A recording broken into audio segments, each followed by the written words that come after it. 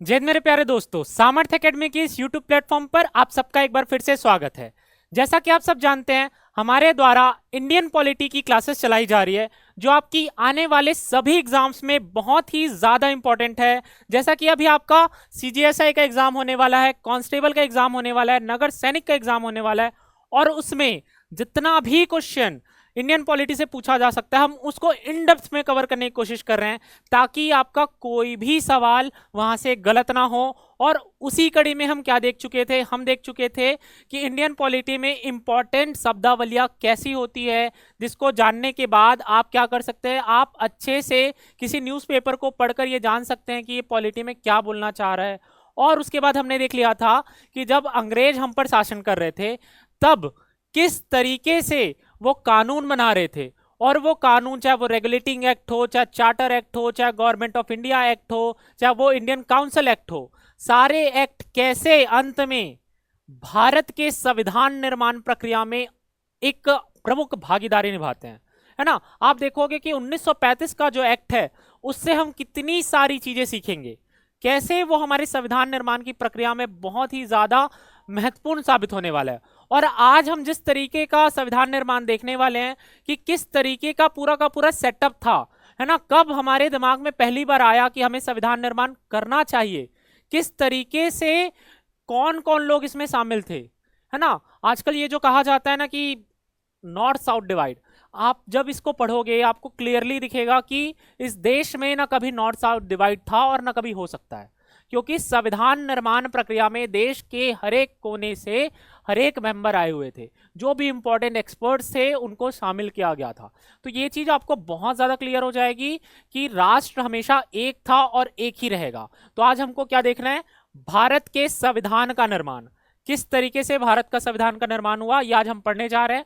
और जो भी बच्चे हमसे पहली बार जुड़ रहे हैं वो क्या करेंगे, इस चैनल को करेंगे सब्सक्राइब, और क्या करेंगे, बेल आइकन को करेंगे प्रेस, ठीक है। और जैसे लास्ट क्लास में आपने कहा था कि सर शॉर्ट नोट्स दिखाइए, तो लास्ट क्लास में मैंने आपको एक शॉर्ट नोट्स भी दिखा दिया था कि किस तरीके से आप शॉर्ट नोट्स बना सकते हो। तो ये लेक्चर होने के बाद भी आपको उसी फॉर्मेट में क्या करना है, आपके शॉर्ट नोट्स बनाने हैं, ठीक है। तो चलिए आज का क्लास स्टार्ट करते हैं। तो सबसे पहले ये देख लेते हैं कि जो संविधान सभा की मांग है ना, ये कब से स्टार्ट हुई कि हमें संविधान सभा चाहिए। तो सबसे पहले अगर कोई इंस्टेंट हमको याद आता है तो वो है 1934 का। 1934 में सर एम एन रॉय ने पहली बार यह विचार रखा कि भारत में अपना खुद का संविधान के लिए एक संविधान सभा का निर्माण होना चाहिए, ठीक है। अब ये तो पता चल गया कि एम एन रॉय ने किया, लेकिन आपको यह भी पता होना चाहिए कि सर एम एन रॉय कौन थे, है ना। इनको क्या कहा जाता था, father of communism, father of communism. ये कम्युनिस्ट पार्टी ऑफ इंडिया के, कम्युनिस्ट पार्टी ऑफ इंडिया के CPI के संस्थापक है ना। अगर कोई पूछ ले कि CPI का संस्थापक कौन है, तो कौन है, एम एन रॉय। और कब हुई इसकी स्थापना, इसकी स्थापना हुई है कानपुर में 1925 में, ठीक है। कानपुर में 1925 में आपकी किसकी स्थापना हुई है, कम्युनिस्ट पार्टी ऑफ इंडिया की, ठीक है। उसके बाद दूसरी बार अगर कहीं पर यह विचार आया तो 1935 में जो कांग्रेस के ऑफिशियल्स थे, है ना, इंडियन अधिकारी, उनके द्वारा यह विचार आया कि आपका क्या होना चाहिए, आपका संविधान सभा होना चाहिए। लेकिन ये अभी तक ऑफिशियल तौर पर इंडियन नेशनल कांग्रेस के द्वारा नहीं कहा गया था। अब ये कब कहा जाएगा, ये जवाहरलाल नेहरू के द्वारा कहा जाएगा, है ना। 1938 में इंडियन नेशनल कांग्रेस की ओर से जवाहरलाल नेहरू ने घोषणा की, क्या घोषणा की, इसको पढ़ना जरूरी है, स्वतंत्र भारत का संविधान, है ना, स्वतंत्र भारत का संविधान, इंडिपेंडेंट इंडिया का संविधान होना चाहिए, बाहरी हस्तक्षेप के बिना, यानी संप्रभु। मैंने क्या बोला था, संप्रभु का मतलब क्या होता है, आप अपने इंटरनल और एक्सटर्नल मैटर पे खुद डिसीजन ले सकते हो। तो क्या कह रहे हैं यहां पर, स्वतंत्र भारत का संविधान बाहरी हस्तक्षेप के बिना वयस्क मताधिकार के आधार पर निर्वाचित संविधान सभा द्वारा तैयार किया जाना चाहिए। वयस्क मताधिकार बहुत ज्यादा जरूरी है, अडल्ट फ्रेंचाइजी, है ना, सबको मताधिकार का, मत का अधिकार होना चाहिए, है ना। तो ये बात कब? 1938 में कांग्रेस के सेशन में जवाहरलाल नेहरू द्वारा पास की गया। ठीक है, तो ये आपको सबसे पहले 1934 में एम एन रॉय, फिर 1938 में जवाहरलाल नेहरू द्वारा। उसके बाद देखते हैं, उसके बाद 1940 में क्या आया? अगस्त ऑफर आया, और उस अगस्त ऑफर में ये क्लियरली मेंशन था कि आपका वर्ल्ड वॉर 2 खत्म होने के बाद एक कमिटी बनाई जाएगी, है ना, एक कमिटी बनाई जाएगी जो भारत के संविधान निर्माण के बारे में डिसाइड करेगी। संविधान निर्माण की किस तरीके की प्रक्रिया होगी उसके बारे में डिसाइड करेगी। लेकिन इसमें एक पेज था। अब वो पेज क्या था? वो पेज ये था कि यहां पर बोल दिया गया, अगस्त प्रस्ताव में आपको याद होगा, यहां पर जो माइनॉरिटीज थे उन पर बहुत ज्यादा फोकस किया गया था। तो इसमें पेज यही था कि ये कह दिया गया कि अगर माइनॉरिटी को कहीं पर भी रद्दी बर भी संशय होगा तो आपका संविधान निर्माण की प्रक्रिया आगे नहीं बढ़ेगी। उनका कंसेंट आपको हर एक कदम पर चाहिए। तो ये तो पॉसिबल नहीं है ना कि आप हर एक कदम पर कंसेंट लेते चलो, है ना। ओवरऑल ड्राफ्ट में आप कंसेंट ले सकते हो, बट हर एक प्रस्ताव में कंसेंट लेना ये फिजिबल नहीं था। ठीक है, और वैसे भी फिर ये प्रस्ताव जो है रिजेक्ट ऑलरेडी हो ही गया था। अब अगला देखते हैं, अगला आपका क्या है? 1942 में 1942 में आपका क्रिप्स प्रस्ताव आता है। अब क्रिप्स प्रस्ताव में भी पहली बार क्या मेंशन किया गया? आपको स्वतंत्र रूप से संविधान निर्माण का आपको प्रक्रिया मिल जाएगी, है ना। क्या लिखा गया है? एक प्रारूप प्रस्ताव पेश किया गया। इस प्रस्ताव को द्वितीय विश्व युद्ध के बाद अपनाया जाना था, इसे मुस्लिम लीग ने अस्वीकार कर दिया, है ना। मुस्लिम लीग यह चाहती थी कि भारत को 2 स्वायत्त राज्यों में डिवाइड कर दिया जाए, ठीक है, जिससे अलग अलग संविधान सभा हो। लेकिन इसका जो मेन पॉइंट है वो आपको याद क्या रखना है? Independent constitution. वहां पर क्या था? एक कमिटी का गठन होना था और जो माइनॉरिटी सदस्य थे उनका कंसेंट जरूरी था। तो वहां पर इंडिपेंडेंट कॉन्स्टिट्यूशन की बात नहीं हो रही थी। और यहां पर 1942 में क्रिप्स मिशन में किस चीज की बात हुई है? इंडिपेंडेंट कॉन्स्टिट्यूशन की बात हुई है। ठीक है, तो ये चीज आपको ध्यान रखना है। अगला देखते हैं, इसके बाद आपका क्या आ जाएगा? 1946 का कैबिनेट मिशन प्लान। और ये कैबिनेट मिशन प्लान ही आपका बहुत इंपॉर्टेंट है। क्यों इंपॉर्टेंट है? क्योंकि इसी कैबिनेट मिशन प्लान के तहत ही आपका जो संविधान सभा है उसका निर्माण हुआ, है ना। और संविधान सभा का निर्माण हुआ और जो भी जितनी भी प्रक्रिया थी संविधान सभा में, है ना, वो इसी के प्रारूप के तहत तैयार हुई थी। ठीक है, तो देख लेते हैं 1946 का कैबिनेट मिशन प्लान। इसमें 2 संविधान सभाओं के विचार को खारिज कर दिया गया। जो आपका मुस्लिम लीग ने बोल दिया था कि आपको 2 संविधान सभा चाहिए, उसके प्रारूप को खारिज कर दिया गया। किसने? कैबिनेट मिशन प्लान के तहत। ठीक है, तो क्या बोला गया कि एक ही संविधान सभा होगा। ठीक है, लेकिन एक योजना पेश की गई जिसे मुस्लिम लीग द्वारा कमोबश स्वीकार कर लिया गया। अब ये योजना क्या थी ये आपको जानना जरूरी है। ठीक है, इसके सदस्य कौन थे एक बार देख लो। वैसे तो हिस्ट्री में डिटेल से पढ़ेंगे। लॉर्ड पैथिक लॉरेंस, ठीक है, सर स्टेफर्ड क्रिप्स, ये वही क्रिप्स है जो क्रिप्स मिशन में आए थे, और उसके बाद एबी अलेक्जेंडर। ठीक है, तो कौन कौन थे? लॉर्ड पैथिक लॉरेंस हो गया, और सर स्टेफर्ड क्रिप्स हो गया, और एबी अलेक्जेंडर हो गया। ठीक है, तो ये थे। अब देखो इसका क्या प्रणाली था। इसकी प्रणाली क्या थी? अप्रत्यक्ष निर्वाचन। अप्रत्यक्ष निर्वाचन, ठीक है, अप्रत्यक्ष निर्वाचन होना था। इसके तहत 389 सदस्य चुने जाने थे। किसमें? आपके संविधान सभा में। ठीक है, टोटल 389 सदस्य आपके संविधान सभा में चुने जाने चाहिए थे। ठीक है, और उसमें से आपके 292 जो थे वो ब्रिटिश प्रांत से आने थे। 93 जो थे वो आप क्या आने थे? प्रिंसली स्टेट से।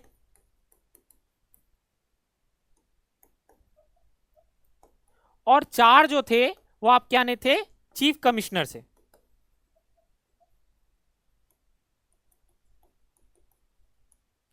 ठीक है, तो इस तरीके से आपका पूरा का पूरा ये खाका तैयार किया गया कि इतने मेंबर चुने जाने।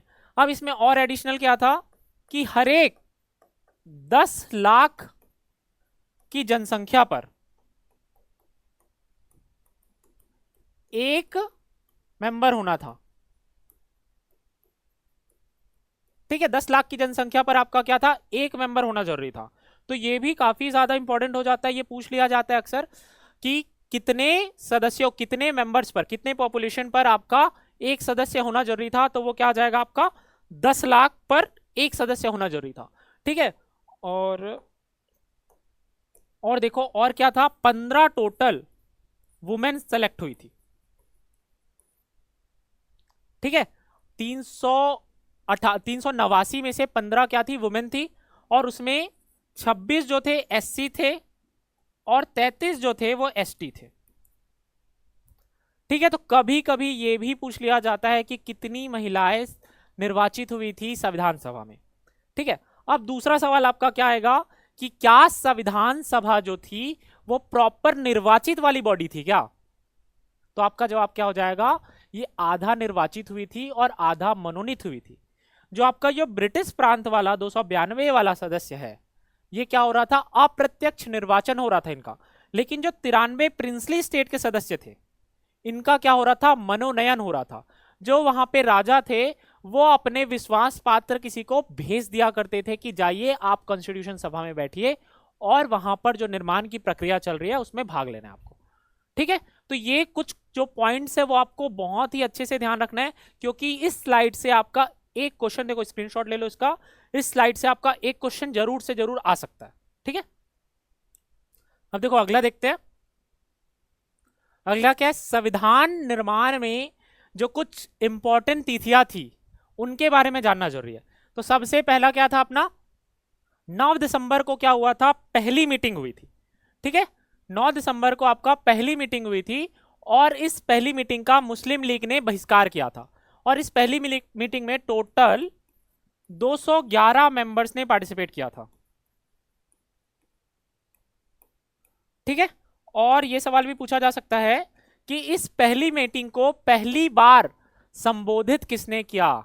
यह आपको किसी किताब में नहीं मिलने वाला है, तो आप लिख लो इसको, पहली बार किसने संबोधित किया, जेबी कृपलानी ने। ठीक है, पहली बार किसने संबोधित किया, जेबी कृपलानी ने। और टोटल पहली बैठक में कितने मेंबर शामिल थे, 211 मेंबर शामिल थे। उसके बाद 11 दिसंबर को आपकी होती है दूसरी बैठक, और इसमें क्या चुन लिया जाता है, डॉक्टर राजेंद्र प्रसाद को संविधान सभा का अध्यक्ष चुन लिया जाता है। ठीक है, और डॉक्टर सच्चिदानंद सिन्हा को, जो सबसे बुजुर्ग सदस्य थे, उनको फ्रांसीसी प्रथा के अपनाते हुए संविधान सभा के अस्थायी अध्यक्ष के रूप में चुना गया था। ठीक है, जब 9 दिसंबर को जो पहली बैठक हुई थी उसमें डॉक्टर सच्चिदानंद सिन्हा को अस्थायी सदस्य के रूप में चुना गया था, अध्यक्ष के रूप में। क्यों, क्योंकि फ्रेंच में इसी प्रकार की प्रक्रिया होती है कि आप जो सबसे बुजुर्ग कैंडिडेट है उनको एज अध्यक्ष चुन लेते हैं। ठीक है, और यहाँ पे 2 उपाध्यक्ष चुने गए, जो कि यहीं पर नहीं चुने गए, इसी डेट पर नहीं चुने गए। सबसे पहले एससी मुखर्जी को आपका उपाध्यक्ष चुना गया बहुत पहले, इसी 11 दिसंबर को, लेकिन उसके बाद बीटी कृष्णमाचारी को आपका उपाध्यक्ष चुना गया बहुत बाद में, 3-4 महीने बाद में। ठीक है, जब जरूरत फील हुई कि एक और हमारे पास उपाध्यक्ष होना चाहिए जो एक कॉन्स्टिट्यूशन असेंबली जो चल रही है उसको संभाल सके, तो आपको इनको भी चुना गया। ठीक है, बीटी कृष्णमाचारी को। ठीक है, और इसके अलावा और यहां पे क्या आ सकता है, sir B N Rao. Sir B N Rao को कॉन्स्टिट्यूशन असेंबली का एडवाइजर चुना गया, असेंबली का एडवाइजर चुना गया। ठीक है, सर बीएन राव को कॉन्स्टिट्यूशन असेंबली का एडवाइजर चुना गया, ये पॉइंट भी आपको नोट कर लेना है। तो सबसे पहले इसमें यहां से क्या क्या पॉइंट है आपके पास, अस्थायी अध्यक्ष के रूप में किसे नियुक्त किया गया, सच्चिदानंद सिन्हा को। स्थायी अध्यक्ष के रूप में किसे नियुक्त किया गया, डॉक्टर राजेंद्र प्रसाद को। उसके बाद आपका उपाध्यक्ष किसे नियुक्त किया गया, एससी मुखर्जी को। और दूसरा उपाध्यक्ष किसको नियुक्त किया गया, बीटी कृष्णमाचारी को। ठीक है, ये पॉइंट्स हो गए आपके। ठीक है, अगला देखते हैं। अब 13 दिसंबर को 1946 को जवाहरलाल नेहरू ने उद्देश्य प्रस्ताव यानी ऑब्जेक्टिव रेजोल्यूशन पास किया, है ना, ऑब्जेक्टिव रेजोल्यूशन इंट्रोड्यूस किया। और ये जो ऑब्जेक्टिव रेजोल्यूशन है यही बेसिस बने आपके किसका, प्रियम्बल का, प्रस्तावना का, उद्देशिका का, है ना, जो भी आप कहो, यही इसमें जो पॉइंट्स लिखे हुए हैं इसी पॉइंट को बेसिस बनाकर आपका क्या बनाया गया है, आपका प्रस्तावना बनाया गया है। ठीक है, देखते हैं क्या क्या पॉइंट्स है इसमें। और 22 जुलाई को संविधान सभा ने राष्ट्रीय ध्वज को अपना लिया, है ना। भारत को जो राष्ट्रीय ध्वज है तिरंगा, उसको 22 जुलाई को अपना लिया गया। और 15 अगस्त को आपका क्या हुआ, सत्ता का हस्तांतरण हुआ। इसके स्वरूप क्या हुआ, भारत और पाकिस्तान दो देश बन गए। ठीक है, तो ये तो ठीक है। और 26 नवंबर 1949 को क्या हो रहा है आपका, ये संविधान जो है आपको अंगीकृत हो रहा है, अधिनियमित हो रहा है। इस दिन आप क्या कर रहे हैं, अडॉप्ट कर रहे हैं। इस दिन जब 26 नवंबर को आपका फाइनल ड्रॉप पास हो गया था, उस दिन हम संविधान के कुछ जो पोर्शंस थे, है ना, उसको हमने लागू कर दिए। जो बेसिक पोर्शंस थे वो आगे हम देखेंगे कि कौन से ऐसे बेसिक पोर्शंस थे जिसको हमने लागू कर दिया था। ठीक है। और 24 जनवरी 1950 को राष्ट्रीय गीत और राष्ट्रगान को हमने अपना लिया। ठीक है, 1950, 24 जनवरी 1950 और 26 जनवरी 1950 को हमने फाइनली संविधान लागू कर दिया और भारत को एक गणराज्य बना दिया।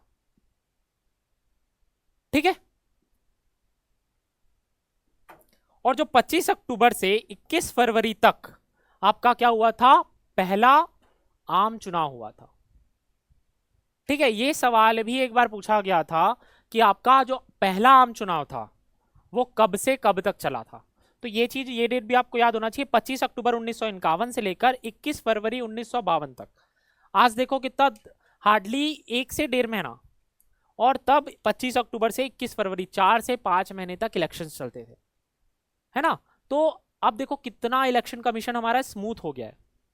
तो ये चीज भी आपको देखना है कि कैसे जो भारत है वो इवॉल्व कर रहा है। कहाँ हम 1951 में थे, कहाँ 2024 का जो जनरल इलेक्शन था, है ना। तो ये चीज भी आपको ध्यान रखनी है। अगला क्या हमारा, संविधान सभा की संरचना, है ना। किस तरीके से आपका संविधान सभा बना है उसको हम डिटेल में देखेंगे कि क्या क्या कितने मेंबर्स थे, कौन इसमें कौन सी कमेटियां बनी थी, किस तरीके से चीजें आपकी प्रोसेस हुई, यहां से हम देखना चालू करेंगे। ठीक है। तो सबसे पहले गठन कब हुआ, इसका गठन हुआ नवंबर 1946 में कैबिनेट मिशन योजना के अंतर्गत। हमने पहले ही जब इंट्रोडक्शन किया था इस लेक्चर का, तो ये चीज हमने देख लिया था कि कैबिनेट मिशन प्लान के तहत ही आपका संविधान सभा का निर्माण हुआ। अब हम इसको पूरे फॉर्मेट में देखेंगे कि क्या क्या यहां से बेसिक चीजें हैं। ठीक है। उसके बाद आपका क्या, सदस्यों की संख्या क्या थी, 389। ठीक है। और उसमें 296 कहां से थे, ब्रिटिश भारत से थे, जो हम पहले ही देख चुके हैं। 93 कहां से थे, रियासत से थे। और 296 में से 292 जो थे 11 गवर्नर के प्रांतों से थे और 4 मुख्य आयुक्तों के प्रांत से थे। ठीक है, मैंने क्या बताया था, 292 जो ब्रिटिश भारत पे गवर्नर वाले से थे और जो 4 थे जो चीफ कमिश्नरेट से थे। ठीक है। अब इसकी संरचना क्या थी, भारतीय समाज के सभी वर्गों को प्रतिनिधित्व दिया गया था, चाहे वो हिंदू हो, मुस्लिम हो, सिख हो, पारसी हो, एंग्लो इंडियन हो, भारतीय ईसाई हो, अनुसूचित जनजाति हो, अनुसूचित जाति हो, सभी वर्ग को शामिल किया गया था। इवन महिलाओं को भी शामिल किया गया था। टोटल कितनी महिलाएं शामिल हुई थी, 15 महिलाएं सेलेक्ट हुई थी, है ना। और टोटल कितने एसटी मेंबर थे, 33 एसटी मेंबर थे और टोटल 26 एससी मेंबर थे। ठीक है, तो ये चीज भी आपको ध्यान रखना है एससी और एसटी मेंबर को। ठीक है, अगला देखते हैं। अब सीट आवंटन किस प्रकार से था, प्रत्येक प्रांत और रियासत को उनकी जनसंख्या के अनुपात में सीट आवंटित किया जाना था। तो कितना था, 10 लाख जनसंख्या पर एक सीट, एक सीट। ठीक है, 10 लाख की जनसंख्या पर एक सीट था। उसके बाद अब इसमें जो था ना, इलेक्शन किस तरीके से हुआ था, 3 प्रमुख समुदाय में बांटा गया था, है ना। प्रत्येक ब्रिटिश प्रांत को आवंटित सीट को 3 प्रमुख समुदाय में बांटा गया, मुस्लिम, सिख और सामान्य। ठीक है, एक तो था मुस्लिम समुदाय, दूसरा सिख समुदाय और तीसरा सामान्य में आपका सारे लोग आ जाएंगे, जैन हो, पारसी हो, बौद्ध हो, ईसाई हो, सारे आ जाएंगे, है ना, हिंदू हो, सब उसी में आ जाएंगे जनरल में। ठीक है, और उनकी जनसंख्या के अनुपात पर विभाजित किया जाना था। तो ये 3 प्रकार से इसको क्या किया गया, विभाजित किया गया। अब मतदान की पद्धति क्या थी, प्रांतीय प्रतिनिधित्व के मामले में एकल हस्तांतरित वोट के माध्यम से, यानी सिंगल ट्रांसफरेबल वोट, है ना, सिंगल ट्रांसफरेबल वोट के माध्यम से अनुपातित प्रतिनिधित्व यानी प्रोपोर्शनल रिप्रेजेंटेशन के माध्यम से क्या होता था कि जो केंद्रीय जहां पे संविधान सभा का निर्माण हुआ था, तो वहां से प्रांत थे। कैसे, किस प्रकार के प्रांत है? बंबई से लोग आएंगे, मद्रास हो गया, असम हो गया, बिहार हो गया, ठीक है, उड़ीसा हो गया। तो ऐसे इन प्रांतों से क्या था, इन प्रांतों से आपका सिंगल ट्रांसफरेबल वोट से जो इन प्रांतों में जो प्रतिनिधि सेलेक्ट हुए थे, वो प्रतिनिधि सिंगल ट्रांसफरेबल वोट के माध्यम से किनको चुन रहे थे? जो केंद्र में जाकर सेलेक्ट होते, इलेक्ट होते और क्या बनाएंगे? हमारे लिए संविधान बनाएंगे। ठीक है, तो ये इनको जनता के द्वारा डायरेक्ट नहीं चुना गया। ठीक है, इनको कौन चुन रहा है? जैसे आज क्या होता है हमारा राज्यसभा में जिस प्रकार का चुनाव होता है, उसी प्रकार का चुनाव उस समय पे हुआ था। ठीक है, आपको नहीं समझ में आएगा ना कि कैसे चुनाव हुआ, बस राज्यसभा का चुनाव याद रख लेना कि कौन वोट देता है? विधायक वोट देते हैं। तो यहां पर भी जो प्रांतीय सभा में लोग हैं, वो लोग वोट दिए थे केंद्रीय सभा के लिए। ठीक है, और प्रिंसली स्टेट वालों ने क्या किया था? नॉमिनेट किया था। तो इसलिए क्या कहा जाता है? इसको संविधान सभा आंशिक रूप से निर्वाचित और आंशिक रूप से मनोनीत।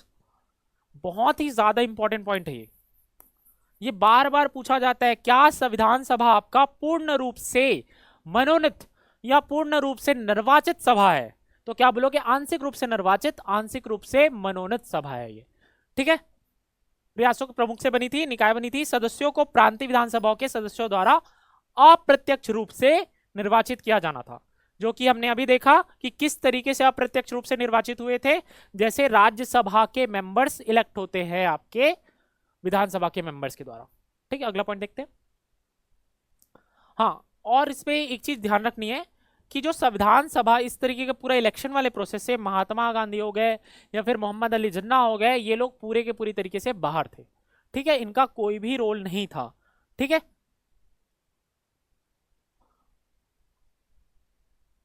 अब ऑब्जेक्टिव रेजोल्यूशन, ऑब्जेक्टिव रेजोल्यूशन कब पास किया गया था आपका? 13 दिसंबर को। किसके द्वारा? जवाहरलाल नेहरू। ठीक है, मैंने क्या बताया था? यही ऑब्जेक्टिव रेजोल्यूशन था जो आपका आज प्रियम्बल है, प्रस्तावना है, उद्देशिका है, उसका बेसिस इसी ऑब्जेक्टिव रेजोल्यूशन से आया था। ठीक है, तो क्या है आपका ऑब्जेक्टिव रेजोल्यूशन में? Jawaharlal Nehru moved his historical resolution on 13 दिसंबर। तो देख लिया ये चीज हमने।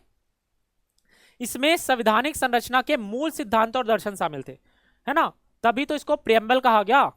ठीक है, उसके बाद अब देखो ये चीज पढ़ो, क्या लिखा हुआ है? भारत के लोगों को सामाजिक, आर्थिक, राजनीतिक न्याय, यही एज इट इज क्या लिखा हुआ है आपका?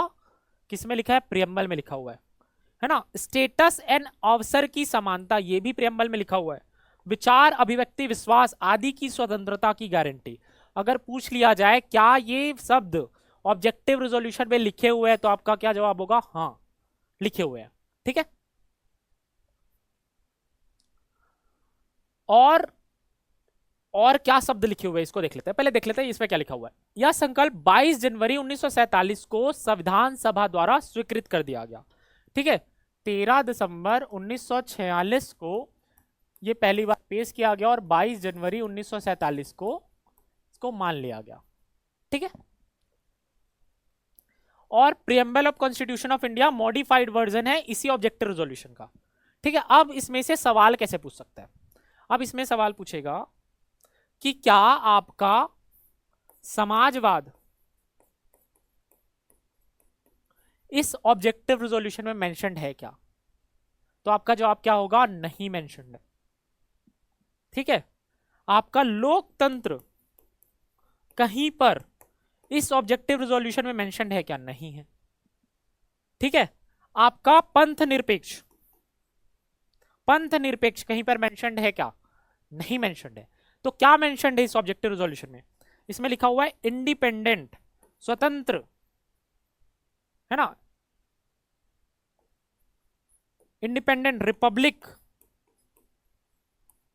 गणतंत्र और आपका सोवरेन यानी संप्रभु। तो आपके ये तीनों अगर पूछ लिया गया, स्वतंत्र, गणतंत्र और संप्रभु, तो ये तीनों का तीनों आपको जवाब देना है कि ऑब्जेक्टिव रेजोल्यूशन में ये तीनों मेंशन्ड है। लेकिन आपका समाजवाद, लोकतंत्र, पंथ निरपेक्ष, ये सारी चीजें आपकी ऑब्जेक्टिव रेजोल्यूशन में मेंशन नहीं है। तो ये चीज आपको क्या करना है? ध्यान रखना है। ठीक है, अगला देखते हैं। अब आपका कौन कौन से चेंजेस थे जो आपके गवर्नमेंट ऑफ इंडिया जो इंडिपेंडेंस एक्ट थे उससे द्वारा किए गए। ठीक है, तो पहला चेंज क्या था, जो संविधान सभा को एक पूर्ण संप्रभु निकाय, इस पर फोकस करो हमेशा, सोवरीन बॉडी, इस पे कोई भी हस्तक्षेप, बाहरी हस्तक्षेप नहीं हो सकता आपके संविधान निर्माण में। अभी देखो, हाल में ही यूएस के प्रेसिडेंट डोनाल्ड ट्रंप का बयान आया है कि यूएस एड ने 21 मिलियन डॉलर खर्च करने की कोशिश की है भारत के इलेक्शन में। तो ये क्या हो रहा है, यहां पर भारत का जो संप्रभुत्व है उसको खतरे में डालने की कोशिश हो रही है कि भारत की जनता जिसे चुनना चाहती है उस माइंडसेट को बदलने की कोशिश, ये क्लियरली राष्ट्रपति ने मेंशन किया हुआ है कि ये दिख रहा है कि कुछ साजिश हो रही थी यूएस गेट के द्वारा। ठीक है, तो आपको क्या रहना है, इंडिपेंडेंट रहना है, सोवर्जिन रहना है, जो कानून को निरस्त करने या बदलने के लिए स्वतंत्र थी।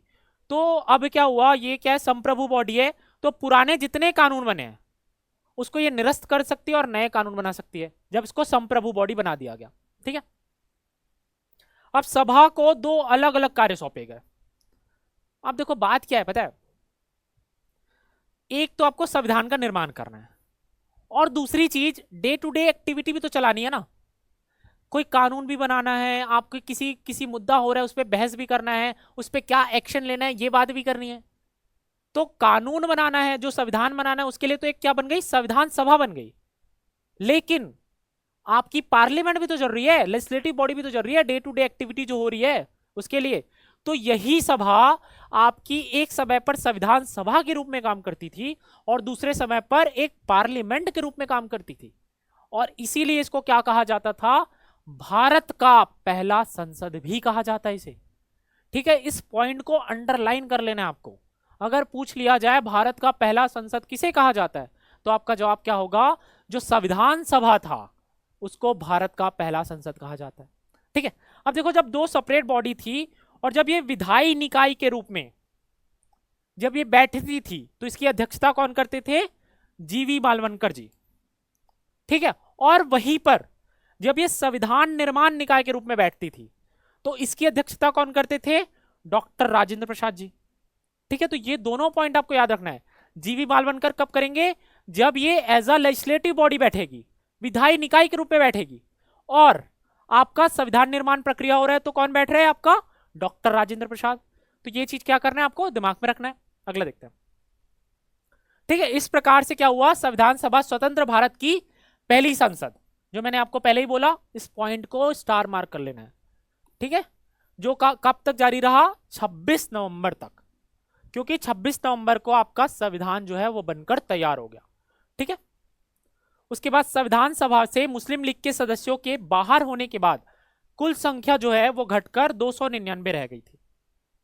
ठीक है, कैबिनेट मिशन योजना के तहत कुल सदस्य 389 था, उससे घटकर कितना हो गया, 299 हो गया आपका। अब 299 में से आपका क्या था, 389 में से आपका 296 जो था वो आपका क्या था, ब्रिटिश प्रांत से था, है ना, और आपका 93 जो था वो आपका क्या था, प्रिंसली स्टेट से था। ठीक है, तो यहां पर ये कितना हो गया, 299 हो गया, ये हो गया 296 वाला 229 हो गया, और 93 वाला आपका हो गया 70।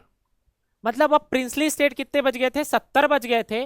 अब जो ब्रिटिश प्रांत जो था, जितना भारत के हिस्से में आया था उससे 229 सदस्य निर्वाचित हुए थे, है ना, निर्वाचित बोलो, क्योंकि मनोनीत तो कितने हुए थे, 70 लाख से हो गए थे। ठीक है, तो ये चीज ध्यान में रखनी है। अगला देखो, संविधान सभा का अंतिम सत्र कब हुआ, 24 जनवरी 1950 को आयोजित किया गया, है ना। अगर ये पूछ लिया जाए संविधान सभा का अंतिम सत्र कब हुआ, 24 जनवरी 1950 को। ठीक है, हालांकि यह 26 जनवरी 1950 से नई संसद के गठन तक, नई संसद के गठन मतलब मई 1952 जब पहला जनरल इलेक्शन हो गया, तब तक ये संसद के रूप में कार्य करता रहा। ठीक है, भारत के अंतरिम संसद के रूप में कार्य करती रही। ठीक है, तो ये बात क्लियर होनी चाहिए कि ऐसा नहीं होना चाहिए कि हाँ 24 जनवरी को बन गया उसके बाद फिर संसद गायब हो गई। संसद गायब नहीं होने वाली, मई 1952 तक चलने वाला है। ठीक है, तो ये चीज आपको दिमाग में रखनी है। अब टोटल कितना दिन लगा? टोटल लगा है इसको 11 सत्र, 11 सेशंस में बैठक हुई है। कोई बैठक हो रही है 4 दिन की, कोई बैठक हो रही है 2 महीने की, कोई 10 दिन की, कोई 15 दिन की, है ना। टोटल कितना लगा? 2 साल 11 महीने 18 दिन, 2 साल 11 महीने 18 दिन, और टोटल 64 लाख रुपए लग गए इस पे। कितने लग गए? 64 लाख रुपए लग गए। ठीक है, तो अब देखो, ये तो हो गया किस तरीके का पूरा फॉर्मेट था। अब आपको देखना है कि संविधान निर्माण के लिए आपकी क्या चाहिए? समितियां चाहिए, कि ये समिति इस चीज से डील करेगी, ये वाली समिति इस चीज से डील करेगी, है ना। आपको माइनॉरिटी के बारे में देखना है तो ये समिति पर्टिकुलर है, वो माइनॉरिटी की सारी चीजें डिस्कस करेगी और फिर फाइनलाइज करेंगे।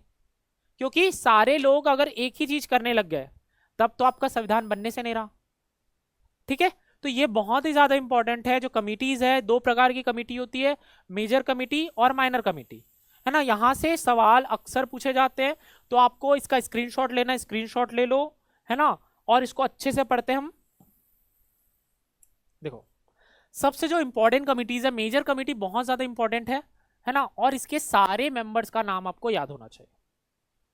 ठीक है, ऑलमोस्ट सारे का। तो union power committee, union power committee यानी संघ शक्ति समिति। तो देखो, इस बात का ध्यान रखो, संघ का जहां पे मेंशन हो जाए ना, वहां पे मैक्सिमम पॉसिबिलिटी किसकी है? जवाहरलाल नेहरू की है। ठीक है, तो संघ शक्ति समिति कौन हेड कर रहा है? जवाहरलाल नेहरू। ठीक, उसके बाद क्या है? यूनियन कॉन्स्टिट्यूशन कमिटी यानी संघीय संविधान समिति। फिर संघ आ गया तो कौन कर रहा है? जवाहरलाल नेहरू। ठीक है, उसके बाद स्टेट कमिटी, राज्य कमिटी, प्रांत की कमिटी, इसको भी कौन हेड कर रहा है? जवाहरलाल नेहरू। तो जवाहरलाल नेहरू के 3 चीजें भी याद रख लो, एक संघीय पावर समिति, एक संघीय संविधान समिति और एक स्टेट कमिटी। तीनों किसके है? जवाहरलाल नेहरू के।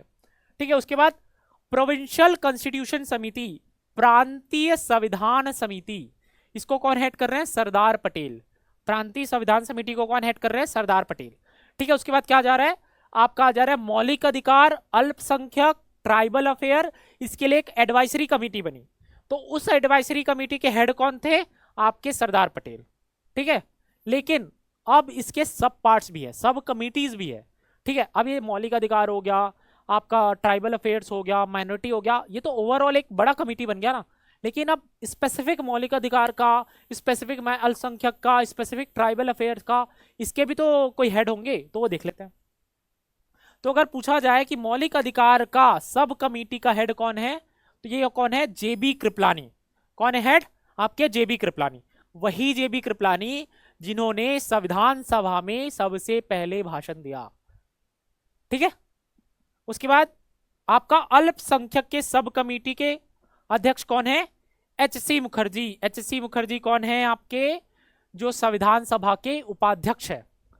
ठीक है, उसके बाद north east frontier tribal area, north east frontier tribal area और असम को हटाकर इसके हेड कौन है? आपके गोपीनाथ बरदोली।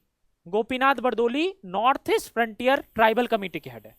और उसके बाद जो एक्सक्लूडेड एरिया है और पार्शली एक्सक्लूडेड एरिया है ना, जिनको थोड़ा अलग तरीके से एरिया को ट्रीट किया जा रहा है, उस कमेटी के हेड कौन है? आपके एवी ठक्कर, है ना। एवी ठक्कर इसके हेड है। ठीक है, तो आपका कौन हो जाएगा? फंडामेंटल राइट यानी मौलिक अधिकार का जेबी कृपलानी, माइनॉरिटी का एच.सी. मुखर्जी, और जो ट्राइबल वाले हैं, है ना, एक्सक्लूडेड एरिया है नॉर्थ ईस्ट में, उसके कौन है? आपके गोपीनाथ बरदोली, और जो एक्सक्लूडेड एरिया है उसके कौन है? आपके एवी ठक्कर। ठीक है, अब इसके बाद आपका क्या जाता है? इंपॉर्टेंट कमिटी है ड्राफ्टिंग कमिटी। इसको और डिटेल से देखेंगे हम लोग ड्राफ्टिंग कमिटी को, कि इसके कौन कौन सदस्य हैं, कहां कहां से वो सदस्य आते हैं, क्योंकि यहां से सवाल पूछ लिया जाता है आपका। ठीक है, ड्राफ्टिंग कमिटी यानी प्रारूप समिति। तो डॉक्टर भीमराव अंबेडकर को क्यों बोला जाता है कि इन्होंने संविधान निर्माण किया? क्योंकि ये प्रारूप समिति के अध्यक्ष थे, है ना। प्रारूप समिति का मतलब है किस प्रकार का प्रारूप होगा संविधान का, कैसे संविधान दिखेगा, है ना, कौन सी चीजें कहां पर आएगी, ये काम किसका था? इस ड्राफ्टिंग कमेटी का था। तो इसीलिए बोला जाता है कि डॉक्टर भीमराव अंबेडकर ने संविधान बनाया। लेकिन असल में बात क्या है? संविधान सबके कंट्रीब्यूशन से बना है। इवन ड्राफ्टिंग कमेटी में सिर्फ डॉक्टर भीमराव अंबेडकर नहीं थे, उसके अलावा भी बहुत सारे लोग थे। ठीक है, उसके बाद आपका क्या है, रूल्स ऑफ प्रोसीजर कमेटी, यानी प्रक्रिया नियम की समिति। तो नियम कौन बनाएगा, डॉक्टर राजेंद्र प्रसाद। इसको इस तरीके से रिलेट कर लो, नियम कौन बनाएगा, नियम वही बनाएगा जो अध्यक्ष होगा, जिसकी लाठी उसकी भैंस। तो अध्यक्ष कौन है, डॉक्टर राजेंद्र प्रसाद। तो नियम कौन बनाएगा, डॉक्टर राजेंद्र प्रसाद। ठीक है। उसके बाद स्टीयरिंग कमेटी, स्टीयरिंग कमेटी यानी संचालन समिति। अब देखो नियम जिसने बनाया है, संचालन भी वही ही करता है। ठीक है, तो संचालन वही करेगा, तो कौन आएगा, डॉक्टर राजेंद्र प्रसाद। तो एक बार फिर से रिवाइज कर लेते हैं इसको। जवाहरलाल नेहरू के पास क्या क्या कमेटी है, संघी वाली कमेटी है, संघी पावर कमेटी, संघी संविधान समिति और आपकी प्रांतीय समिति। ये तीनों समिति किसके पास है, जवाहरलाल नेहरू के पास। अब प्रांतीय संविधान समिति किसके पास है, सरदार पटेल के पास है। और उसमें माइनॉरिटी वाला, फंडामेंटल राइट वाला, नॉर्थ ईस्ट वाला, इसकी जो पूरी की पूरी एडवाइजरी कमेटी का हेड कौन है, सरदार पटेल है। अब इसके सब कमिटीज के हेड कौन कौन है, एससी मुखर्जी किसके हेड है, अल्पसंख्यक समिति के। जेबी कृपलानी किसके हेड है, मौलिक अधिकार के। नॉर्थ ईस्ट वाले का हेड कौन है, आपके बरदोली साहब है, गोपीनाथ बरदोली साहब है ना। एवी ठक्कर किसके हेड है, एक्सक्लूडेड एरिया के हेड है। ड्राफ्टिंग कमेटी के हेड कौन है, यानी प्रारूप समिति के हेड कौन है, आपके भीमराव अंबेडकर साहब है। ठीक है। उसके बाद आपका क्या आ जाता है, रूल्स ऑफ प्रोसीजर, यानी आपके जो भी नियमावली है, और संचालन समिति, इसके हेड कौन है, आपके डॉक्टर राजेंद्र प्रसाद। तो ये क्या हो गया, ये कुछ मेजर कमेटियां हो गई। ठीक है, जिसको हमने देख लिया। अब देखते हैं हम माइनर कमिटीज। तो अब इस माइनर कमेटी में आपका सबसे पहले क्या रहता है, फाइनेंस और स्टाफ, यानी वित्त या और कर्मचारी। अब वित्त और कर्मचारी को कौन देखेगा, डॉक्टर राजेंद्र प्रसाद। अब इसको कैसे याद करना है, मैंने क्या बताया, जो अध्यक्ष होगा वो क्या करेगा, नियम बनाएगा, संचालन करेगा। अब अध्यक्ष के पास क्या है, पैसा भी तो अध्यक्ष के पास है। जो हेड होता है वही तो पैसा लाता है, और पैसा लाता है और कर्मचारियों पे भी ध्यान वही देता है। ठीक है, आ रही बात समझ में, रिलेट कर पा रहे उस चीज को कि कैसे डॉक्टर राजेंद्र प्रसाद ही इन सबके अध्यक्ष है। ठीक है। और क्या है, ad hoc committee on national flag, है ना, राष्ट्रीय ध्वज कमेटी के भी अध्यक्ष कौन है, डॉक्टर राजेंद्र प्रसाद। ठीक है। तो ये तो बस याद करने वाली चीज है, लेकिन बाकी तीनों को आप रिलेट करके गेस कर सकते हो। ठीक है। राष्ट्रीय ध्वज कमेटी का अध्यक्ष कौन है, डॉक्टर राजेंद्र प्रसाद, ये याद कर लो। उसके बाद क्रेडेंशियल कमेटी, क्रेडेंशियल कमेटी के अध्यक्ष कौन है, अलादी कृष्ण स्वामी अय्यर। क्रेडेंशियल कमेटी के अध्यक्ष कौन है, अलादी कृष्ण स्वामी अय्यर।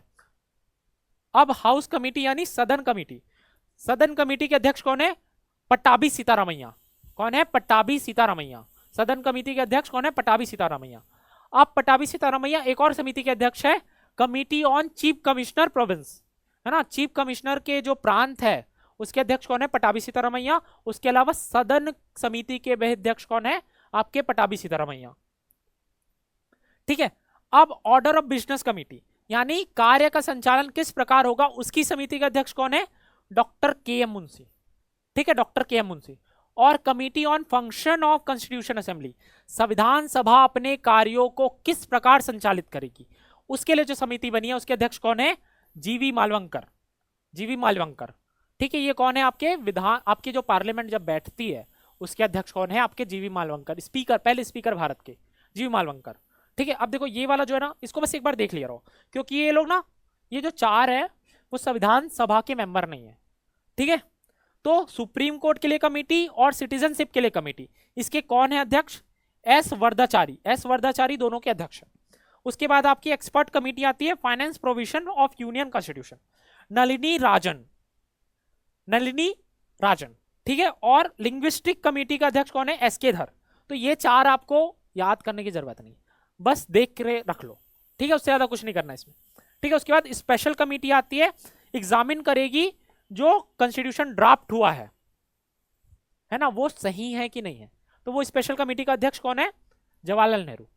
तो जवाहरलाल नेहरू के चार हो गए, एक तो आपका संघी का पावर समिति, संघी का संविधान समिति, प्रांतीय का समिति, और आपका यहाँ पे जो कमेटी चेक करेगी आपका प्रारूप को, तो ये भी कौन है, जवाहरलाल नेहरू।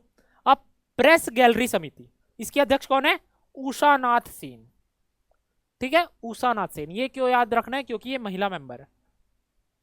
ठीक है, उषा नाथ सेन। तो ये चीज आपको याद रखनी है। अब इसके बाद मैंने एक टेबल बनाया है जिसमें जो बहुत ज्यादा पूछा जाता है वो चीजें मेंशन है। ठीक है, ये सब तो आपको याद रखना ही है। अब देखो जवाहरलाल नेहरू पे क्या आ जाएगा, संघ शक्ति समिति, संघीय संविधान समिति, राज्य समिति। इसके अलावा क्या है,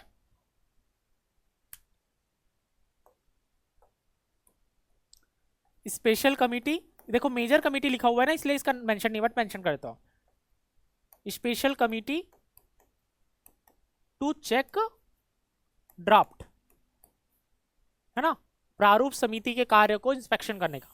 ठीक है, उसके बाद फिर डॉक्टर राजेंद्र प्रसाद की बात की जाए तो रूल ऑफ प्रोसीजर कमिटी और स्टीयरिंग कमिटी, और माइनर कमिटी में क्या है इसके, इनके पास है नेशनल फ्लैग है और वित्त है और कर्मचारी है। ठीक है, ये माइनर कमिटी में आ जाएगा। अब सरदार पटेल के पास क्या है, आपके पास प्रांतीय संविधान समिति है, मौलिक अधिकार, अल्पसंख्यक, जनजाति, अप्रवासित क्षेत्र, ये सारे कमिटी का कौन है आपका, सरदार वल्लभ भाई पटेल। ठीक है, इसके बाद कौन आ जाते हैं आपके, डॉक्टर भीमराव अंबेडकर। इनके पास कौन सी समिति है, प्रारूप समिति के अध्यक्ष, जो सबसे ज्यादा इंपॉर्टेंट समिति है। ठीक है, तो ये चीज एक बार फिर से देख लो, इसको इसका स्क्रीनशॉट ले लो, ये आपको याद रखना ही है। हो गया। अब देखो नेक्स्ट, अब नेक्स्ट आपका क्या है, प्रारूप समिति। ठीक है, प्रारूप समिति का गठन कब हो रहा है आपका, 29 अगस्त 1947 को हो रहा है। ठीक है, अब ये प्रारूप समिति बहुत ज्यादा इंपॉर्टेंट हो जाता है। अब ये प्रारूप समिति जो है, इसके सदस्य कौन थे, कहां से निर्वाचित हुए हैं, ये बहुत ही ज्यादा इंपॉर्टेंट पॉइंट है। ठीक है, तो कौन है सदस्य, 7 मेंबर कमिटी है ये, 7 मेंबर कमिटी, जिसके चेयरमैन कौन है, डॉक्टर भीमराव अंबेडकर, इसके चेयरमैन है। ये कहां से आते थे, बंबई से आते थे, बंबई। ठीक है, पहले ये बंगाल से निर्वाचित हुए थे, लेकिन बंगाल उस समय फिर पाकिस्तान में चला गया, तो बंगाल जिस हिस्से से निर्वाचित हुए थे उसके बाद ये बंबई से निर्वाचित हुए। ठीक है, उसके बाद है एन गोपाल स्वामी अयंगर, एन गोपाल स्वामी अयंगर मद्रास से आ रहे हैं। अलादी कृष्ण स्वामी अय्यर, ये भी मद्रास से। ठीक है, डॉक्टर के मुंशी बंबई से। सैयद मोहम्मद सदुल्ला, ये असम से है। एन माधवराव, एन माधवराव जो है ओडिशा के प्रिंसली स्टेट से आते हैं। उसके बाद टी टी कृष्णचारी, ये कहां से आ रहे हैं आपके, मद्रास से आ रहे हैं। तो देखो, जिस बात की जिक्र मैं कर रहा था कि भारत के संविधान निर्माण में ईस्ट हो, वेस्ट हो, नॉर्थ हो, साउथ हो, सबका बराबर का कंट्रीब्यूशन है। ठीक है, जो नॉर्थ साउथ डिवाइड आजकल पॉलिटिक्स खेली जाती है, उसमें रद्दी भर भी सच्चाई नहीं है। ठीक है, भारत पहले भी एक था और आगे भी एक रहेगा, इस बात को आपको दिमाग में रख लेना। कौन क्या बोलता है फर्क नहीं पड़ता। ठीक है, तो याद कर लो इसको अच्छे से। कैसे याद कर सकते हैं, देखो डॉक्टर भीमराव अंबेडकर बहुत इंपॉर्टेंट है, हमको याद रहेगा। ये नाम थोड़े अटपटे, एन गोपाल स्वामी अयंगर, अलादी कृष्ण स्वामी अय्यर, के मुंशी। ठीक है, तो ये 4 नाम तो आराम से याद हो गए। अब सैयद मोहम्मद सदुल्ला, सैयद मोहम्मद सदुल्ला क्या है, सैयद मोहम्मद सदुल्ला कहां से आ रहे हैं, असम से आ रहे हैं। अब एन माधवराव, और ये एन माधवराव किसके स्थान पर आए पता है, बीएल मित्तर के स्थान पर आए हैं। ठीक है, उनकी स्वास्थ्य खराब होने के कारण उन्होंने त्यागपत्र दे दिया, तो बीएल मित्तर के स्थान पर कौन आए, एन माधवराव। उसी तरह टीटी कृष्णचारी जो है वो डीपी खेतान के नाम पर आए हैं, जिनकी मृत्यु हो गई। ठीक है, तो पहले अगर ओरिजिनली पूछा जाए तो कौन था, डीपी खेतान और बीएल मित्तर। ओरिजिनल जब आपका 29 अगस्त 1947 को जब ये प्रारूप समिति बनी थी तब ये लोग थे, लेकिन बाद में एन माधवराव और टीटी कृष्णचारी ने उनको रिप्लेस कर दिया। ठीक है, तो ये चीज आपको दिमाग में रखनी है। अब अगला देखते हैं। अब संविधान का अधिनियम और प्रवर्तन, enactment and enforcement of constitution किस तरीके से हुआ। ठीक है, अब जिस दिन ये साइन किया गया 26 नवंबर 1949 को अंगीकार किया गया। ठीक है, और संविधान सभा में उस दिन 299 में से कुल 284 सदस्य ने साइन किया। ठीक है, टोटल 299 सदस्य थे, उसमें से 284 सदस्य उसमें उपस्थित थे और उन्होंने हस्ताक्षर किए। तो ये पूछा जाता है कि आपके संविधान जिस दिन अंगीकृत हुआ उस दिन कितने लोगों ने हस्ताक्षर किया, तो कितने लोगों ने हस्ताक्षर किया, 284 लोगों ने हस्ताक्षर किया। उसके बाद क्या है, उस समय आपका क्या क्या था, उद्देशिका था, प्रियम्बल था, 395 आपके अनुच्छेद थे, 8 अनुसूचियां थी, 8 शेड्यूल थे। ठीक है, कितना था आपका, 284 लोगों ने साइन किया, 395 आर्टिकल, 8 शेड्यूल। ठीक है, और उसके बाद आपको आज ये बताना है मुझे कि अभी एट प्रेजेंट टोटल कितना आर्टिकल है आपका और टोटल कितना शेड्यूल हो चुका है। और कितने भागों में संविधान को बांटा जाता है। टोटल कितने भाग में संविधान बटा हुआ है, कितने शेड्यूल्स है, कितने आर्टिकल है, ये आप कमेंट सेक्शन में बताओगे। ठीक है, अगला देखते हैं। अब देखो क्या हुआ, संविधान जो है आपका 26 नवंबर 1949 को बनकर तैयार हो गया, लेकिन संविधान लागू कब हुआ, 26 जनवरी 1950। तो इसके पीछे एक इंटरेस्टिंग कहानी है, थोड़ी कहानी सुन लो। क्या होता है कि 1928 में एक नेहरू रिपोर्ट आती है ना। नेहरू रिपोर्ट से मतलब आपको जवाहरलाल नेहरू नहीं सोचना है, मोतीलाल नेहरू की रिपोर्ट आती है। ठीक है, अब मोतीलाल नेहरू की रिपोर्ट में क्या कहा जाता है कि भारत को डोमिनियन स्टेटस के लिए मांग की जाती है। जिस तरीके का डोमिनियन स्टेटस आपके कनाडा को था, आपके ऑस्ट्रेलिया को था, उसी तरह के से नेतुरा जो मोतीलाल नेहरू की रिपोर्ट थी उसमें यह कहा गया था कि आप भारत को डोमिनियन स्टेटस दे दीजिए। तो उस समय जो गर्म खून थे, चाहे वो जवाहरलाल नेहरू हो चाहे सुभाष चंद्र बोस थे, उन्होंने ये डिसाइड किया, उन्होंने उनकी ये मांग थी कि हम इतना संघर्ष कर चुके हैं तो हम इस डोमिनियन स्टेटस पर क्यों माने। हमें क्या चाहिए, संपूर्ण आजादी चाहिए, क्या चाहिए, पूर्ण स्वराज चाहिए, है ना। शिवाजी का क्या नारा था, हिंदवी स्वराज, पूर्ण स्वराज की मांग, है ना। स्वयं का राज होना चाहिए, पूरा स्वयं का राज होना चाहिए, पूर्ण स्वराज। ठीक है, तो जो सुभाष चंद्र बोस जी थे और जवाहरलाल नेहरू, तो इन्होंने डिसाइड किया कि हम डोमिनियन स्टेटस पे सेटिस्फाई नहीं होंगे। तो 1929 में दिसंबर में लाहौर अधिवेशन था। उस लाहौर अधिवेशन में यह डिसाइड किया गया कि हम 26 जनवरी 1930 को भारत का पहला पूर्ण स्वराज दिवस मनाएंगे, है ना, और उसके बाद हर साल उसको मनाते रहेंगे। ठीक है, कब, 26 जनवरी 1930 को। अब ये आपको लगेगा कि 1929 दिसंबर में अगर ये डिसाइड हो गया था तो उसी दिन से क्यों नहीं मनाया गया। बात को फैलने में समय लगता है, तो ये जो 1 महीने का समय लिया गया वो इसलिए लिया गया ताकि पूरे देश भर में इस बात का अच्छा खासा प्रचार हो जाए, और जब पूर्ण स्वराज दिवस मनाया जाए तो ये बड़े ही कॉन्क्रीट तरीके से मनाया जाए। ठीक है, तो ये पूरी की पूरी कहानी आपकी क्या हो जाती है कि क्यों आपका 26 जनवरी 1950 चुना गया। इसी 26 जनवरी 1930 को देखते हुए कि इस दिन हम पूर्ण स्वराज दिवस मनाते हैं, तो जब हमारा संविधान लागू होगा तो हमें क्या मिल जाएगा, पूर्ण स्वराज मिल जाएगा। हमने हमारे खुद का बनाया हुआ संविधान अपना अंगीकृत कर रहे हैं, उस दिन लागू कर रहे हैं। तो इसीलिए ये रीजन है आपका 26 नवंबर को बनने के बावजूद 26 जनवरी 1950 को आपका संविधान लागू होता है। ठीक है, तो ये आपका बहुत ही ध्यान में रखने वाला पॉइंट है। अब देखो, हाँ, तो क्या थी बात कि लागू में अभी 1 महीने का समय था, 2 महीने का समय था, समझ लो। तो अब उस 2 महीने में कुछ इंपॉर्टेंट जो आर्टिकल्स थे उनको लागू करना जरूरी था ताकि जो डेली व्यवस्था है वो चल सके। तो क्या लागू किया गया था, 26 नवंबर 1949 को लागू हो गए क्या हुए, अनुच्छेद 5, 6, 7, 8, 9। तो बेसिकली सिटीजनशिप वाले हैं। 60, 324 क्या है आपका इलेक्शन वाला, है ना, क्योंकि इलेक्शन कराना जरूरी था। 366, 367, 379, 380, 388, 391, 392, ऐसे कुछ कौन कौन से नागरिकता, निर्वाचन, अंतरिम सांसद, अस्थायी और संक्रमणकाली प्रावधान, इनको क्या किया गया, इनको लागू कर दिया गया ताकि जो इमरजेंसी काम है वो ना रुके। ठीक है, उसके बाद आपका क्या है, अधिकांश भाग आपका क्या हुआ, 26 जनवरी 1950 को लागू होता है। ठीक है, अब देखो वही लिखा होगा इस पे, गणतंत्र दिवस के रूप में मनाया जाता है 26 जनवरी 1930 को भारतीय राष्ट्रीय कांग्रेस के लाहौर अधिवेशन, है लाहौर अधिवेशन में पूर्ण स्वराज दिवस मनाया गया, भारतीय, है ना, पूर्ण स्वराज दिवस मनाया गया। ठीक है, तो ये रीजन था जो शॉर्ट में लिखा हुआ है, मैंने इसको आपको अच्छे से एक्सप्लेन कर दिया।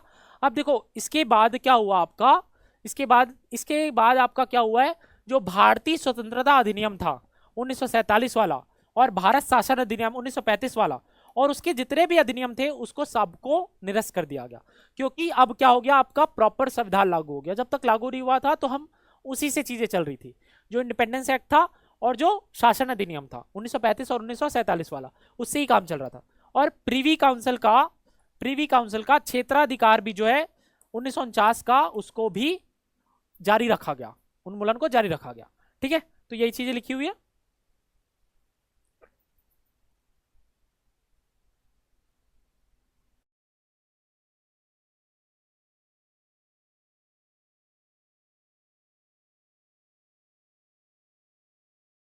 संविधान सभा के प्रतीक के रूप में अपनाया गया।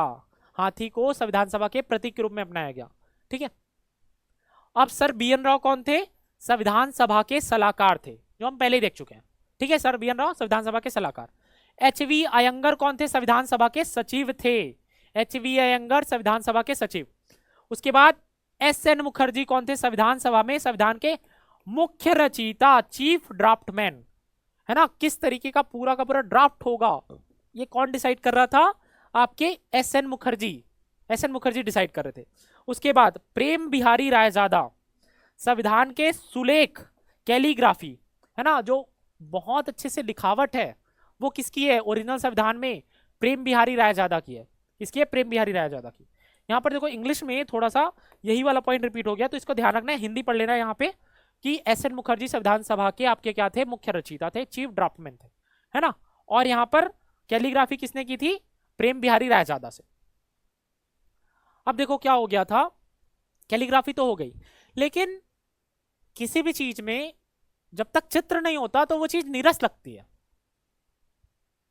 ना, तो वो चीज नीरस लगती है। तो उस नीरसता को दूर करने के लिए क्या किया गया? संविधान में जगह जगह पर चित्र बनाए गए, प्रभु श्री राम के चित्र बनाए गए, गीता का उपदेश देते हुए चित्र बनाए गए, भगवान महावीर के चित्र बनाए गए, है ना, सुभाष चंद्र बोस के चित्र बनाए गए।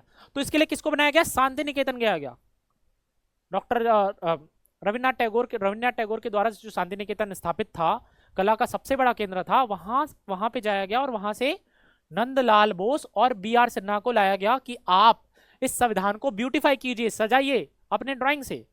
ठीक है, उसके बाद हिंदी संस्करण का सुलेख किसने किया? वसंत कृष्ण वैद्य और नंदलाल बोस ने। ठीक है, वसंत कृष्ण वैद्य और नंदलाल बोस के द्वारा किया गया। तो ये क्या था आपका पूरा का पूरा किस तरीके से आपका संविधान निर्माण हुआ, है ना, कैसे संविधान सभा बैठी, किस डेट को बैठी, कब पहली बैठक हुआ? 9 दिसंबर को पहले बैठक हुआ। 13 दिसंबर को क्या हुआ? आपका ऑब्जेक्टिव रेजोल्यूशन पास हुआ। 11 को क्या हुआ? अध्यक्ष चुने गए। तो ये हमने पूरा देख लिया, है ना। फाइनल ड्राफ्ट कब तैयार हुआ? आपका 4 नवंबर को, है ना, 4 नवंबर को आपका फाइनल ड्राफ्ट तैयार हो गया। तो ये सारी जो चीज थी ये आपको दिमाग में रखनी है।